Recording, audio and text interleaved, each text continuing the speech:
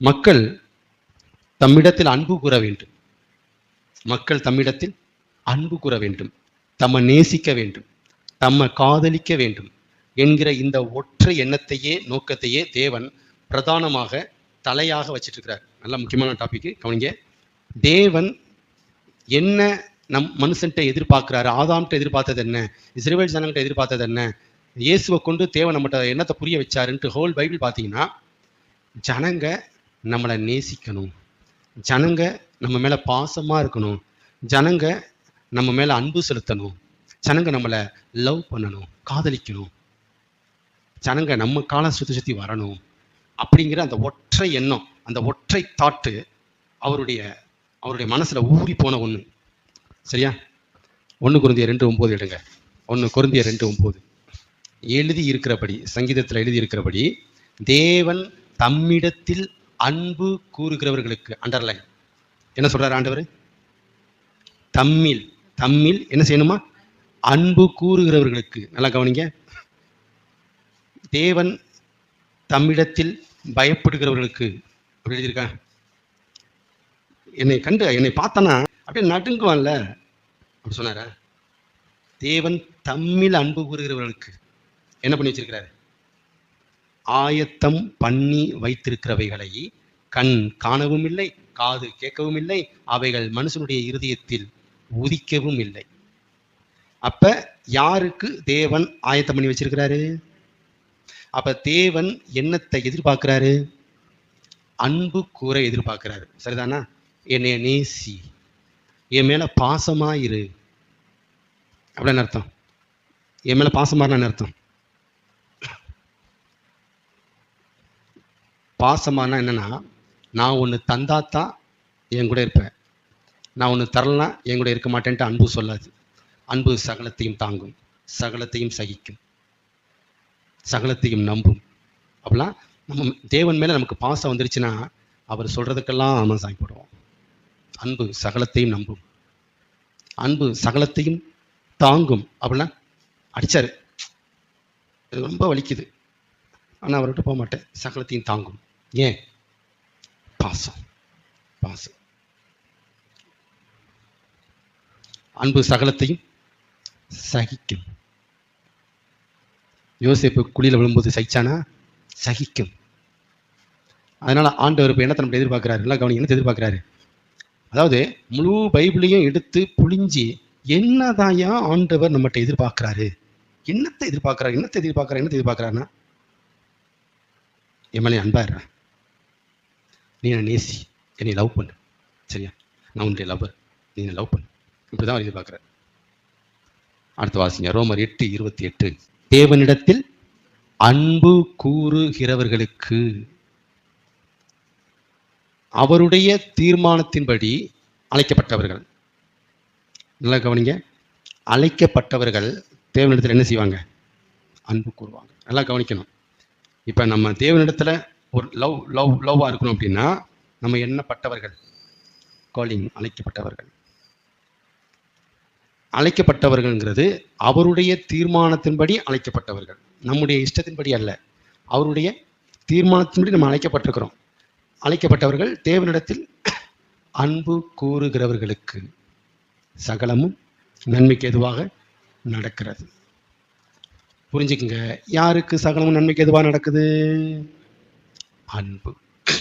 அப்போ நீங்கள் உங்கள் வாழ்க்கையில் சகலமும் நன்மைக்கே, சகலமும் நன்மைக்கே, சகலமும் நன்மைக்கேன்ட்டு நீங்கள் கிளைம் பண்ணுறதுக்கு உங்களுக்கு இருக்கிற ஒரே உரிமை என்னது?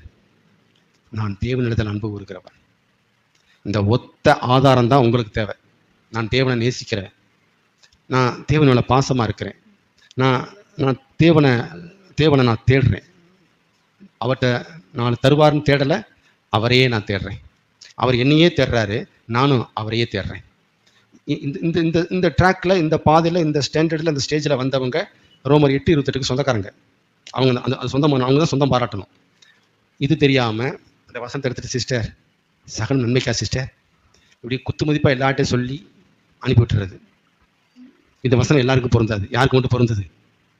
தேவனிடத்தில் அன்பு கூறுகிறவர்களுக்கு. அதே மாதிரி முந்தி பாசனம் 1 Corinthians 2:9 யாருக்கு ஆயத்தம் பண்ணி வச்சிருக்கிறாரு? தம்மில் அன்பு கூறுகிறவர்களுக்கு. அப்ப 2 வசனத்திலையும் காமன் வேர்டு என்ன? அன்பு. யார் மேல அன்பு கூறணுமா? தேவன் மேல அன்பு கூறணும். ஆமென். தேவனிடத்துல நம்ம அன்பு கூறணும். சரிதானே? நமக்கு பொருளை நேசிக்க கற்றுக் கொடுத்துருக்குறாங்க, ஒரு மனுஷனை நேசிக்க கற்றுக் கொடுத்துருக்குறாங்க, ஒரு பிள்ளையை நேசிக்க கற்றுக் கொடுத்துருக்குறாங்க. இது தானாகவே நம்ம சுவாவமே நம்ம இதை பண்ணுது. எல்லாத்தையும் லவ் பண்ணுறது, எல்லாத்தையும் ஒரு படிப்பை நேசிக்கிறவங்க இருக்கிறாங்க, பொருளை நேசிக்கிறவங்க இருக்கிறாங்க, பிள்ளையை எல்லாமே டைப்பாக இருக்கிறாங்க. ஆனால் ஆண்டவர் கேட்குறாரு, என்னை நேசிக்கிறவன் எவன்டா? எல்லாத்தையும் நேசிக்கிறீங்கடா, என்னைய நேசிக்கிறவன் எவனாவது ஒருத்தன் வாங்குறாடே, ஒருத்தன்டா. என்னைய நேசிக்கிறவன் உண்டோ என்று தேவன் தேடுறார். ஆமென். எல்லாத்தையும் உலகத்தில் லவ் பண்ணுறீங்க, என்னை லவ் பண்ண மாட்டேங்கிறீங்கடா. காலையில் எந்திரிச்சிங்கன்னா என்னை லவ் பண்ண மாட்டீங்களாடா? ஏன்டா?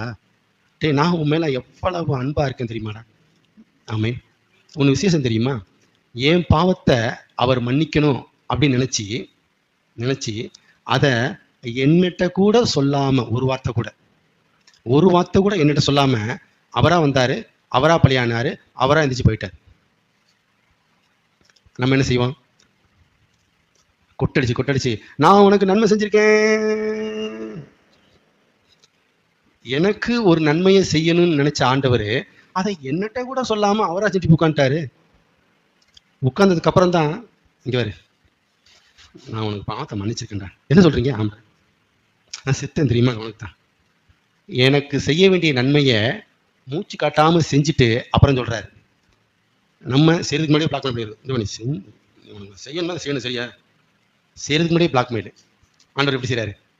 செஞ்சுட்டு அமைதியை போய் உட்காந்துட்டு, அவனுக்கு போய் சொல்லுங்கடா, நான் உனக்கு தான் சேர்த்தேன் சொல்லு. ஆமேன். அப்போ என்ன நேசம் நான் கேட்குறேன் அவர்கிட்ட. நம்ம மேலே அவருக்கு வச்சிருக்க பாசம் தெரியுதா?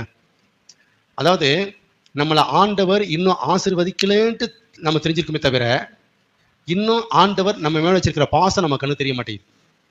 என்னைக்கு பாசம் அவர் நம்ம மேலே வச்சிருக்கிற பாசம் நமக்கு ஓப்பன் ஆகுதோ, அன்னைக்கு நீங்கள் எதிர்பார்க்காத ஆசீர்வாதம்னா கொட்டும். நம்ம எங்கே பார்வையை மாற்றணும்? என் ஆள் என் மேலே எவ்வளோ பாசம் வச்சிருக்கிறாரு அப்படிங்கிறத முதல்ல பார்க்க ஆரம்பிக்கணும். ஆமென், ஆமென். அதாவது ஆண்டவர் எப்படி சொல்லித்தராங்கன்னா, இங்கே வரு, ஆண்டவர் நமக்காக எவ்வளோ பண்ணியிருக்காரு தெரியுமா? அவரே பலியாகி செத்துருக்கிறார். அதனால கொஞ்சம் பார்த்து நடந்துக்குங்க. இனிமேல் நீ கொஞ்சம் பார்த்து நடங்க, கொஞ்சம் கவனமாக, கொஞ்சம் அவருக்கு பிடிச்ச மாதிரி நடங்க.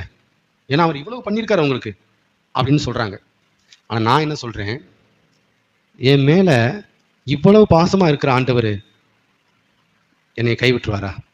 என்னை பார்த்துக்காம போயிடுவாரா? என்னை கண்டுக்காம போயிடுவாரா? அதெல்லாம் என்னை பார்த்துக்குவாருன்னு நான் சொல்கிறேன். அவங்க சொல்கிற பார்வை வேற.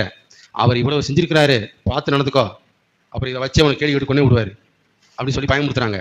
நான் சொல்கிறேன், என் மேலே பாசம் வச்சு இவ்வளவு பண்ண ஆண்டவர் என்னை பரிசுத்தமாக அவருக்கு பிடிச்ச மாதிரி என்னை நடத்த மாட்டாரா என்ன? நான் இப்படி இருக்கிறேன். ஆமென். ரோமர் எடுங்க. நான் பார்க்குற பார்வை கரெக்டானு பாருங்க. ரோமர் எழுதின நிருபம் 8:32 வாசிங்க. தம்முடைய சொந்த குமாரன் என்றும் பாராமல் நம் எல்லாருக்காகவும் அவரை ஒப்பு கொடுத்தவர் அவரோட கூட மற்ற எல்லாவற்றையும் நமக்கு அருளாதிருப்பது எப்படி? இவர் எப்படி பார்க்குறாரு பவுல்? இங்கே வரு, நமக்காக சொந்த குமாரன் கூட பார்க்காம போட்டு தள்ளிட்டாரு. உனக்கு பதிலாக சுட்டா இருப்பாரு, இந்த செத்து கிடக்குறாரு பாரு. இனிமேலாவது பார்த்து நடங்க, இனிமேலாவது பார்த்து நட, அவருக்காக ஒழுங்கா வாழு. இப்படி அவர் பேசலை. எனக்காக சொந்த குமாரனே போட்டு தள்ளினவர் இனிமே என்னை பார்த்துக்குவார் போ அப்படின்னு நான் சொல்கிறேன். இதை சொல்கிறார் பார், எப்படி பார்க்குறாரு பார், பார்வையை மாத்துறாரு பார். எல்லாம் இதை செஞ்சதை வச்சு பயமுறுத்துறாங்க. ஆனால் பவுல் நம்மளை இன்னும் பலப்படுத்துறாரு, இன்னும் தைரியப்படுத்துறது. கிட்டக்கு வா, உனக்காக அவரையே கொண்டுட்டாருடா, கிட்டக்கு வாடா, பார்த்துக்கு வர்றா, கூப்பிடுறாரு. மற்றவங்க உனக்காக இதை பண்ணியிருக்கிறாரு, இனிமேலாச்சும் ஒழுங்காரு, இதுக்கு மேலே நீ ஒழுங்காருன்னா சாமி நீ அவுட்டு சாமி. இப்போ மேலும் நமக்கு என்ன வருது? பயம்தான் வருது. அப்படி பேசக்கூடாது. பவுல் மாதிரி பார்த்து பேசலாம். இவ்வளவு செஞ்ச ஆண்டவர் என் வாழ்க்கையை ஆசீர்வதிக்க மாட்டாரா? எனக்காக குமாரனையே தந்த ஆண்டவர் அவரோட கூட, தட் மீன்ஸ் அவரையே தந்துட்டவர் அவரோட கூட மற்ற எனக்கு வேண்டிய எல்லாவற்றையும் அருளாதது எப்படி? இது நம்ம மண்டைக்கு ஏறாதனால தான் மாற்றி வாழ்ந்துட்டு இருக்கிறோம். அவர்கிட்ட நமக்கு ஏற மாட்டேங்குது. உனக்காக ஒன்னையே கேட்காம அவர் குமாரனையே தந்துட்டாரு. தரவே முடியாத ஒரு காரியம் சொந்த குமாரனை. சும்மா அனுப்பிட்டு அப்படியே ஒரு ஒரு 33 வருஷம் நீ பூமியை கொஞ்சம் அப்படி சுத்தி பார்த்துட்டு வான்னு அனுப்புனாரு. செத்து பிழப்போ அங்க பண்ணிப்போம். அவரால் செய்யவே முடியாத ஒரு காரியத்தை நமக்காக செஞ்சிருக்கிறார் அப்படின்னா, அவரால் செய்யவே முடியாது, மனசு வலிக்கும். செய்யவே முடியாத ஒரு காரியத்தை ஒரு ஆளுக்காக என் பையனை நான் பலி செலுத்துறேன்னா லேசான காரியமா? நீ நல்லா இருக்குங்கிறதுக்காக என் பையனை பலி செலுத்தணும் அப்படிங்கிறது லேசான காரியமா? ஆனா என்னால் அதை செய்ய முடியாது. ஆனா உன் மேல இருக்கிற பாசம் பலியாக்க வைக்குது. சாவிடப்படா, எனக்கு வேணும்டா. அப்ப செய்ய முடியாத ஒரு காரியத்தை செஞ்ச நானு உன்னைய நல்லா வச்சுக்க என்னால முடியுமா முடியாதா? செய்ய முடிஞ்ச காரியத்தை செய்யாம போயிடுவேனா? 8:32 விளக்கம் தான். செய்ய முடியாததையே உனக்காக செஞ்சனப்பா, செய்ய முடிஞ்ச உன்னை என்னால செய்யாம போயிடுவேனா நானு? நீ என்னடி பார்க்காதனாலதான் செய்யாம கிடக்குறேன். ஆமேன், ஆமேன். ஆண்டோடைய அந்த தாகம் புரியுதுங்களா? அதனால நீங்க புரிஞ்சுக்க, திரும்ப புரிஞ்சுக்கங்க. ஆண்டவர் மேல நமக்கு பாசம் வரணுங்கிறதா அவருடைய கான்செப்ட். ஆமேன். கடைசியா வாட்சி முடிப்போம், நேரமாயிட்டு இருக்கு. ரோமர் 5:8, நாம் பாவிகளாய் இருக்கையில் கிறிஸ்து நமக்காக மரித்ததினாலே தேவன் நம்மேல் வைத்த அன்பை விளங்க பண்ணுகிறார். நல்லா புரிஞ்சுக்கங்க. இப்ப இவன் பாவி, நான் பரிசுத்தன், என் பிள்ளையும் பரிசுத்தன். இந்த பாவி மேல நான் வச்ச பாசத்தினால நான் பெத்த பரிசுத்த குமாரனை பலி செலுத்துறேன். பாவிகளாய் இருக்கையில் கிறிஸ்து நமக்காக பலியானதினாலே பிதா நம்மேல் வைத்த அன்பை விளங்க பண்ணுகிறார். நம்ம எவ்வளவு பாசமா இருக்கு தெரியுமா? என்ன பெரிய பாசமா இருந்தீங்க, என்னத்த பார்த்துக்கிட்டீங்க? டேய், என் பிள்ளையவே பலியாயிட்டேன்டா உனக்கா. நீ இதை புரியல பத்தியா? அதான் என்னால உன்னை ஆசீர்வதிக்க முடியல. நீ எனக்கு தடையா இருக்க. முதல்ல புரிஞ்சுக்கோ, இது முதல்ல புரிஞ்சுக்கோ. நான் உன் மேல பாசமா இருக்கேன். எந்த அளவுக்கு பாசம் அப்படின்னா, நீ உருப்படாத ஆளுன்னு தெரிஞ்சு உருப்படியா இருக்கிற ஆளை பலியிட்டேன். இப்போ உன் மேல பாசமா இருக்கேன்ல. இப்ப ஆண்டவர் என்ன சொல்றாரு? உன் மேல நான் வச்ச பாசத்தை நீ புரிஞ்சுக்கணும். அப்பலாம் தான் என் மேல உனக்கு பாசம் வரும். ஏன் தேவன் மேல நமக்கு அன்பு வரல அப்படின்னா, அவர் நம்ம மேல வச்சிருக்கிற அன்பு நமக்கு உரைக்க மாட்டேங்குது, நமக்கு தெரிய மாட்டேங்குது. அதனால அவர் மேல நமக்கு ஒரு லவ் வர மாட்டேங்குது. அவர் எந்த அளவுக்கு நம்மளை டீப்பா லவ் பண்றாங்கிறத புரிஞ்சுக்கிட்டோம்னா நம்மளும் டீப்பா உள்ள போயிடுவோம். அவர் நம்ம மேல வச்சிருக்கிற அன்பின் அளவு, அது அளவு இல்லை. அதை நம்ம புரிஞ்சுக்கிட்டோம் அப்படின்னா ஆண்டவர்கிட்ட உன்னை தேட மனசு வராது, அவரையே தேட மனசு வந்துடும். அதே மாதிரி அவர் நம்ம மேல வச்சிருக்கிற அன்பினுடைய டீப்பு ஆழம் தெரிஞ்சு போச்சுன்னா நம்ம அவர் மேல பயம் வராது. அவரோட சேர்றதுக்கான அந்த வழி தான் திறக்கும். அவரோட நம்ம சேர்றதுக்கு வழி என்னன்னு பார்ப்போம். ஆமீன். அப்ப நீ என்ன நேசிக்கிறதில் தான் பிறரை நேசிக்கிறது அடங்கி இருக்கு. நல்லா கவனிங்க. நம்மளால ஏன் சக மனிதர்களை, பிற மனிதர்களை ஒரு நேசிக்க முடியல, கோபம் வருது, கடிந்து கொள்கிறோம், திட்டுறோம் அப்படின்னா, ஏன் நம்மளால சகிச்சுக்க முடியல அப்படின்னா, அவர் மேல நமக்கு என்ன கிடையாது? பாசம் கிடையாது. ஏன் அவர் மேல எனக்கு பாசம் இல்லை அப்படின்னா, அவர் என் மேல வச்ச பாசத்தை இன்னும் நான் புரிஞ்சுக்கல. என்ன என் மேல பாசம் வச்சிருக்கிறாருன்னா, உனக்காக பலியாக்கிட்டேன். இதுக்கு மேல உன் மேல நான் பாசமா இருக்கிறேன்ட்டு என்னை நீ காமிக்க சொன்னா என்கிட்ட ஒண்ணுமே கிடையாது. என் பாக்கெட் எம்டி. இப்ப என்னது? என் பாக்கெட் எம்டி. இதுக்கு மேல ஏதாவது ஒன்று காட்டுங்க, என் மேல பாசமா இருக்க நான் பார்க்கணும். உச்சக்கட்டம், மேக்சிமம். நீ விளங்காத ஆளு, என் பையனை பலியாக்கிட்டேன், இதாண்டா பாசம். இந்த பாசத்தை உன்னால புரிஞ்சிக்க முடியல அப்படின்னா, நான் உன்னை என்னத்தை ஆசீர்வதிச்சு என்ன செய்ய போறேன்? எனக்கு எதுக்கு உன்னை ஆசீர்வதிக்கணும்? தலையெழுத்தா? நான் எதுக்கு உன்னை ஆசீர்வதிக்கணும்? நீ இந்த ஜெபம் பண்ணியா? ஆண்டவரே, உங்க குமாரன் கொஞ்சம் அனுப்பி பலியாக்குனீனா எவ்வளவு தேவையா இருக்குன்னு ஜெபமா பண்ண. நீ ஒண்ணுமே வாயை திறந்து கூட நீ கேட்கல. நான் அந்த வேலையை பண்ணி வச்சிருக்கிறேன். பண்ணி வச்சதை இப்ப உன்ட்ட சொன்னா நீ வந்து என்கிட்ட எகத்தாளம் போட்டு உட்காந்துருக்கிற, நம்ப மாட்டேங்கிற. ஆமேன். இப்ப புரியுதுங்களா? நம்ம ஏன் பிறரை நேசிக்க முடியல? அவர் மேல நமக்கு பாசம் இல்லை. ஏன் அவர் மேல நமக்கு பாசம் இல்லை? அவரு என் மேல வச்ச பாசம் இன்னும் எனக்கு உரைக்க மாட்டேங்குது. அதை பத்தி நான் டீப்பா நான் புரிஞ்சுக்க மாட்டேங்கிறேன். ஆமேன். நான் வந்து தேராத ஆளு. நான் வந்து நரகத்துக்கு தான் போகணும், மாற்று கருத்தே இல்லை. நான் நரகத்துக்கு தான் போகணும். இவர் என்ன பண்ணிட்டாரு? நான் நரகத்துக்கு நடந்து போயிட்டு இருக்கிறேன், சரசரசன் குறுக்க வந்து குமாரனை பலி செலுத்திட்டாரு. போகாதரா, போகாது. ஏன் இதெல்லாம் பண்ணீங்க? பாசம். நான் உன்னை நேசிக்கிறேன். அப்ப என்ன சொல்றாரு? நான் உன்னை இவ்வளவு நேசிக்கிறேன்ப்பா, இவ்வளவாய் அன்பை. யோவான் 3:16 என்ன சொல்லுது? இவ்வளவாய் உலகத்தில் அன்பு கூர்ந்தார். எவ்வளவாய்? அவருடைய குமாரனையே பலி செலுத்தி பாவியான எனக்காக சொந்த குமாரனையே பலி செலுத்தி நான் மேல எவ்வளவு அன்பா இருக்கு தெரியுமான்ட்டு விளங்க பண்ணினார். இந்த பாசம் நமக்கு கண்ணுக்கு தெரியல அப்படின்னா கடைசி வரைக்கும் நம்ம தேராத கேஸ், தேரவே மாட்டோம். நம்மளை யாரையுமே நேசிக்க முடியாது. பவுல் திரும்ப திரும்ப அவர் சொன்ன ஒரு காரியம், அவனை சத்தம் போடாதீங்க, இவனை சத்தம் போடாதீங்க. ஏன்? கிறிஸ்து அவனுக்காக மரித்தாரே. அதான் பாசம். தேவன் அவனை நேசிக்க நீயே அவனை தூசிக்கிற, நீயே அவனை வெறுக்கிற. அவர் அவனை கைப்பிடிக்கிறாரு. என் பிள்ளை நரது போறான்ட்டு நீ எத்தியத்தையும் உதைக்கிற. அப்ப தேவனுடைய பாசம் உனக்கு என்ன புரியலையா? அப்ப ஹோல் பைபிளும், முழு பைபிளையும் தேவன் நம்மகிட்ட என்னத்தை எதிர்பார்க்கிறாருன்னா, நான் உன் மேல அன்பா இருக்கிறேன், நீ என் மேல அன்பா இரு. இதை புரியல அப்படின்னா நீ 100 வருஷம் சபைக்கு போனாலும் நோ யூஸ். என் பாசம் உனக்கு புரியாத வரைக்கும் நீ பைபிள் படிக்கிறது வேஸ்ட், நீ செபிக்கிறது வேஸ்ட், நீ என்னை ஃபாலோ பண்றது வேஸ்ட். நீ என்கிட்ட என்னதான் உருந்து பண்ணாலும் என்னால் ஒன்றும் செய்ய முடியாது. ஆமீன்.